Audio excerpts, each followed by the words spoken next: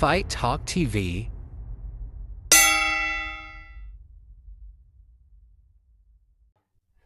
What's up, fight fans? You're watching Fight Talk TV. Today we've got Costa, the man behind Premier Promotions. We'll be talking about building shows, ticket sales, and taking care of fighters. Costa, great to have you on our show. Thank you for having me. So, can you tell us a bit about your background and how you got started in the world of boxing promotions? Well, I grew up, I'm a senior citizen, if you like, but I grew up doing boxing most of my life. Boxing is the main sport that I followed, as opposed to football, any other type of sport. That's my main sport. Grew up with it. I used to train when I was younger, didn't have the opportunity to compete, but I've done everything in boxing apart from compete because my parents were not as supportive as I am with my kids. And slowly, it was a slow evolution to come into professional boxing. I started with amateur boxing and working with kids in the area to keep them out the streets in gang-related sort of confrontations and things like that. We're based in Edmonton. I started the amateur club in 2004 as a result of a knife crime in the area, youth fatalities. And it slowly, gradually moved on and evolved to professional. My sons boxed as amateurs and professionals. My sons were highly decorated, especially my younger son was national champion as an amateur, boxed in Europe, boxed for Cyprus, represented Cyprus for the Olympics. We're not in the Olympics, but went to qualify. So I've been boxing is basically my main, the sport that I really follow. And then I moved on to professional. It was a natural progression to move on into the professional area in boxing through my sons, and then developed to the promotion. What inspired you to create Premier Promotions? Well, there's big promoters who do an excellent job, as we see now, the Riyadh season, Saudi, big promotions in England and so forth. Promoters, Frank Warren, Eddie Hearn, all the big names are there, been working with high level boxing. I just wanted to do a little platform to help some of the younger ones develop their careers, just starting off on a small budget and a small platform, because obviously not everyone can box for Saudi or box for the big shows and big promoters. So it's a kind of platform to support boxing, to see what they are, to showcase themselves, whether they got the talent to go all the way or whether they're just doing it, exploring, and maybe move on to something different, maybe train or something like that. So that's the reason I moved on to it. It's because of the love of the sport. Okay, were you ever involved in boxing yourself as a fighter, trainer, or manager before becoming a promoter?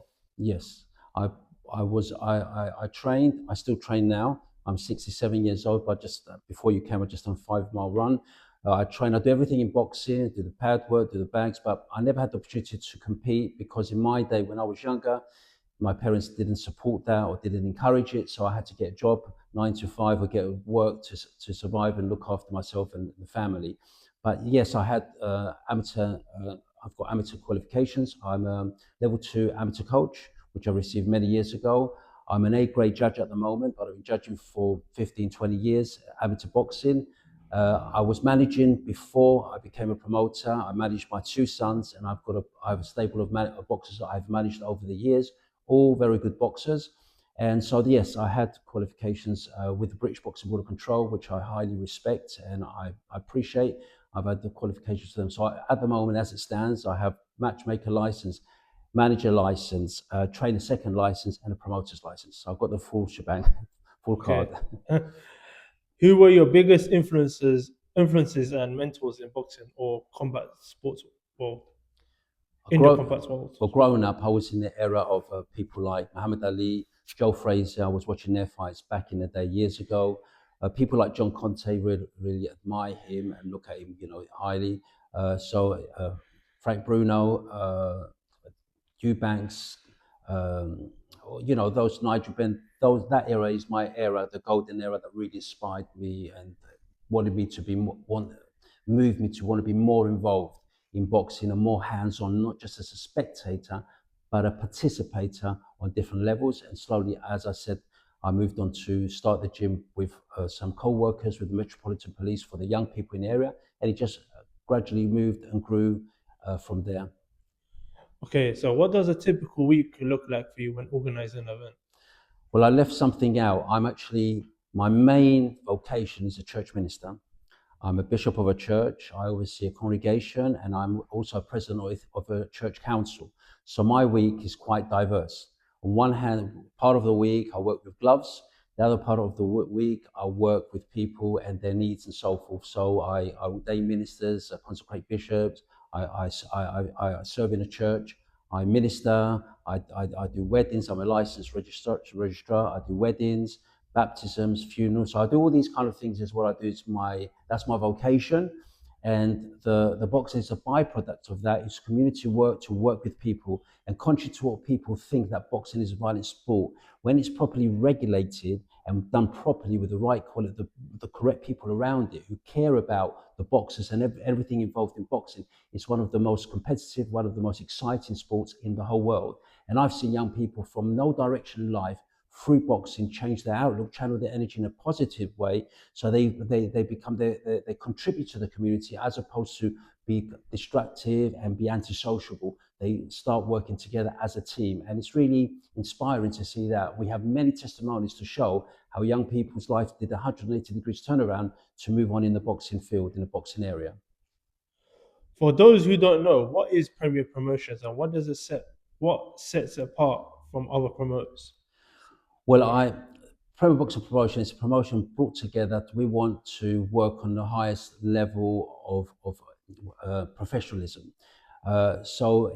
When we say set it apart from others, I always believe in life it's not either or, it's and. So it's not being set apart from others, it's working with the others to bring the best out of boxing and best out of the individuals to take part in it. So what we do though, I mean, not as said as a part, what we do, we work with managers, we work with different communities, different trainers and so forth. We build cards up. I manage some of the boxers on the shows, but I invite other managers who may not have the same opportunity to box on those big platforms like the Matchroom or Queensberry, those kind of platforms. We are the in between, if you like, helping them, giving them a support, a direction to move forward. Not to say that we will not one day maybe be on that level and work on a bigger scale. It's work in progress, and we don't know what's around the corner. But as it stands now, we enjoy what we do and we love what we do, because someone said if you love what you do, you never have to work a day in your life. So I don't feel it's work. I feel it's a vocation. It's pleasure for me. It's your passion, It's my basically. passion. It's my passion. We love that. I train myself. I can do 12 rounds, 12 rounds on the bags, on the pads. You know, people think age is a limitation. It's not. You're as old as you feel in yourself. You know. Okay. How do you go about selecting fighters for your shows? Well, it's an open invitation in a sense. I sign some of the boxers on who I feel that we can work together, and we invite people to approach us, and we discuss the terms and conditions of about what it requires, entails, and if they're happy and we're happy with them, and we have good relationship, then we have them on the show. For me, it's about relationship building as well. It's not just about having someone on the show; it's how we work together, because it's not just about what I can make out of someone. I'm not there to exploit anyone. I'm there to help give out perhaps more than I take in, because I think that makes it's a holistic thing. You have it's longevity. But if you're only there to get what you can, it's a short journey. It's short lived. You know, you can't look so too far ahead. So I've been in this sport for many years. Perhaps behind the scenes, people may not know me. Now I'm just kind of maybe in the forefront in front of the camera, but I've been doing a lot of work behind the scenes for many, many years. Okay. What's been your proudest moment as a promoter so far? Well, my proudest moment is, well, there's many moments which are as equally important. It's basically building the relationships with the British Boxing Board of Control, with the amateur England boxing, with my boxers. The proud moments I have is when, especially with my family, my sons, when they achieved, they had great recognition. They had a wonderful amateur career. Moments that I recall that they make me feel good and great is when I see young people. There's individuals, I don't want to mention their names because they might not want me to mention them, who came from very bad wayside backgrounds and moved on and became national champion. I have a young man who came from a challenging problem area, came through and became a national cruiserweight champion. He knows who I'm talking about. And so those are the moments that speak to me. I've got many. If I was to give you all the moments, But we don't have enough time now. Okay. So, what challenges do you face most often in putting together events? The challenges we face is a budget, because I always want to keep it reasonable for boxers to be able to take part, because there's different types of deals boxers have. You can either have a purse deal or a ticket deal. If you're privileged enough to be a part of a promotion, has a television deal and has money that injected into it, then you can do more with the boxers with less expectation from the boxer. Whereas if you do a ticket deal, the boxer will have to cover some house cost money, will have to cover his opponent, and will cover, and then after that, will get something for themselves after the negotiation with the promotion. So it's usually finances is one. Second thing is injuries. With boxing, I always say to the boxers who want to take part and who are on the card, expect anything and everything, because you don't know sometimes who you're going to box until you step in the ring. Things can change in a 24-hour period. You can be set to box one particular boxer. Within the week of the bout, they're injured or they pull out and you've got to replace them. So these kind of expectations, so be ready for everything. Don't just be ready, don't be one trick pony. Be ready for everything.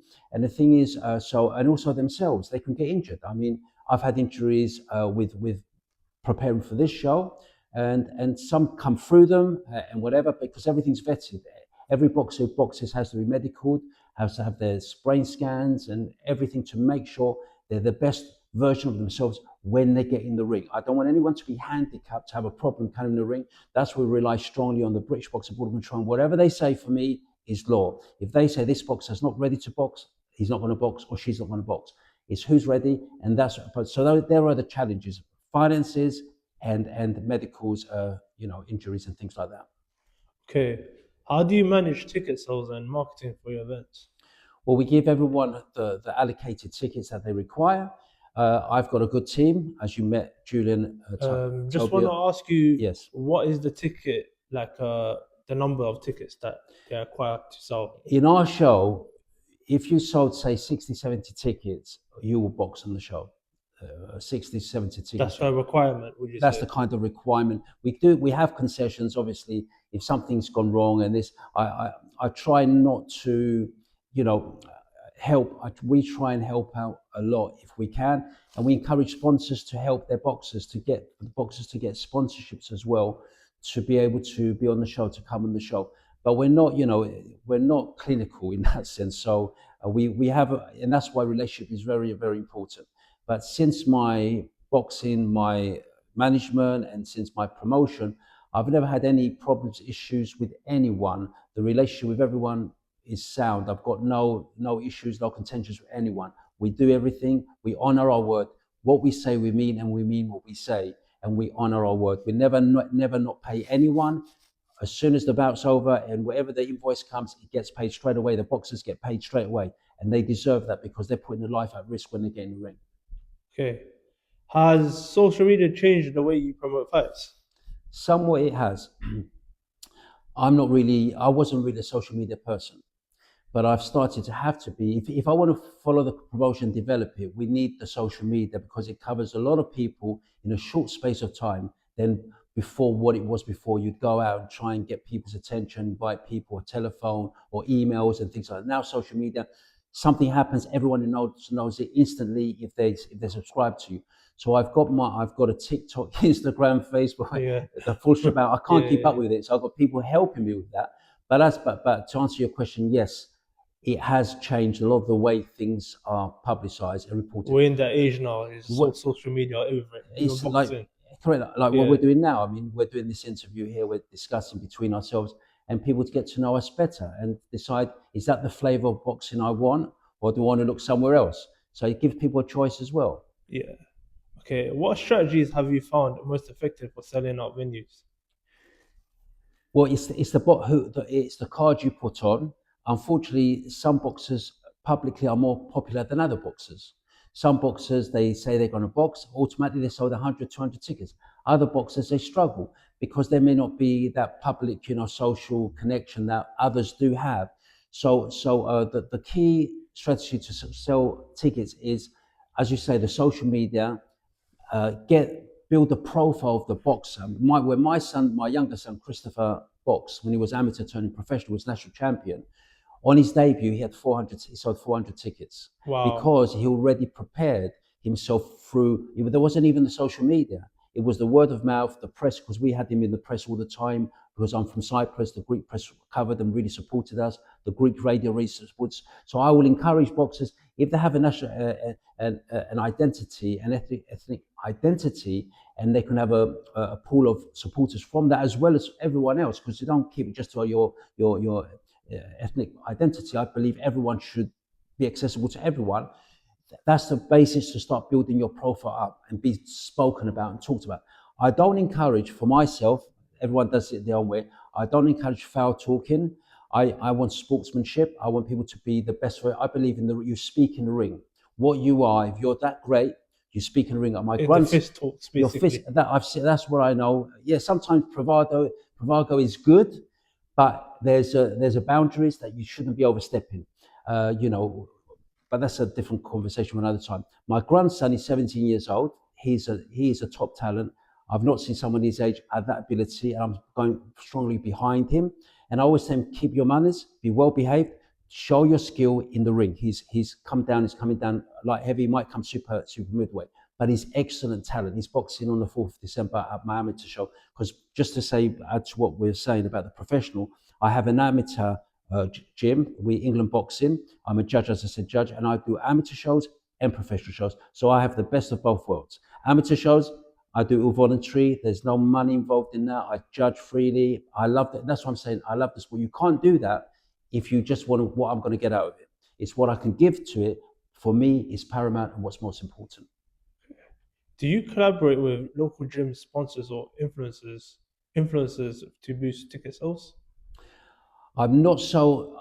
We're only beginning now to look at that as a way to move forward. It hasn't been done. There are people who post what we do and talk about us and so forth. And I've got very good friend who's got a very big following who's helping us with that as well on his Do you want social to media. mention him? Or He's Khan is King. His name's Khan is King. If you look on my TikTok, you probably often see him popping up there, but he's got about 500,000 followers, and wow. he does a lot of things on social media. So he's helping us.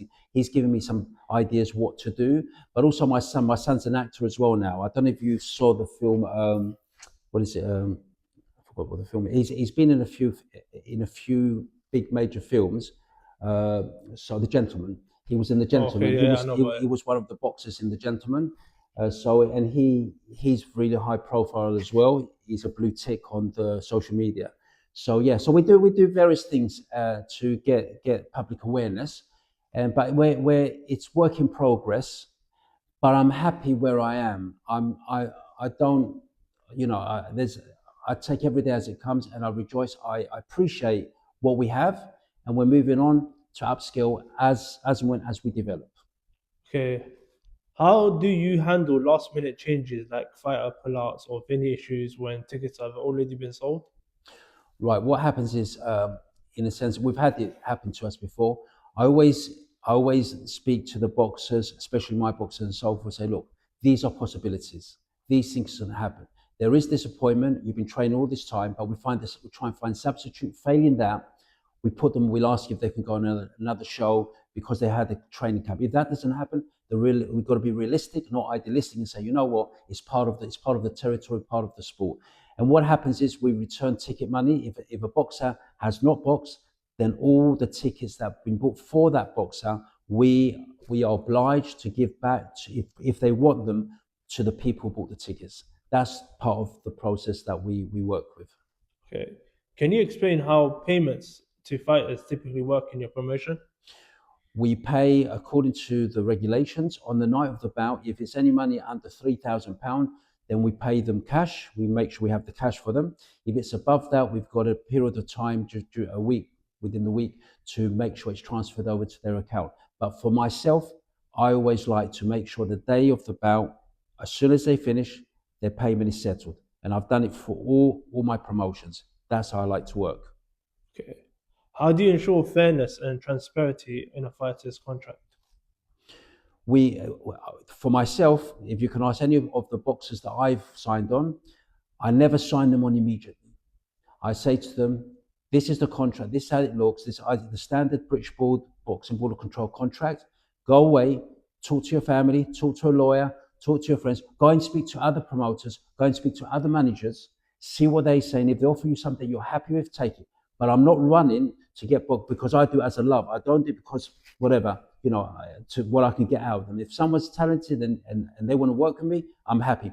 But I give them the option, please do due diligence. I don't want anyone to come back and say, you didn't tell me this, or that was there and I didn't see it. I let them see the small print, but there's no small print, but just a figure of speech. I let them know everything beforehand, and I don't rush to get them signed because people, sometimes they're premature. They want to sign up very quick. They want to box. No, think about it.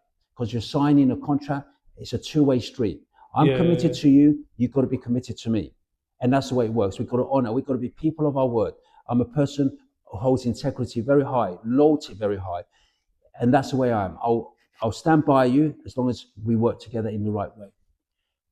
What's your view on the financial side of boxing? Are smaller promotions sustainable? It's difficult. It's a challenging, and the smaller promotions do it.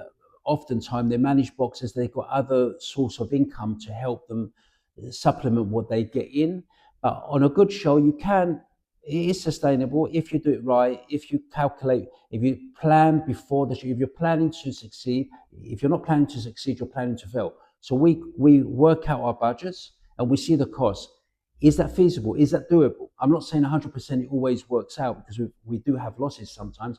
But at the end of the day, what did we achieve? What is our objective? Is my objective just to make money, or is it to build someone's career and get through it? So it's working with people. My priority is to help my boxers build their careers. I waive my manager's fee sometimes if need be. I give to them if need be, whatever, and I help them on the journey. And it's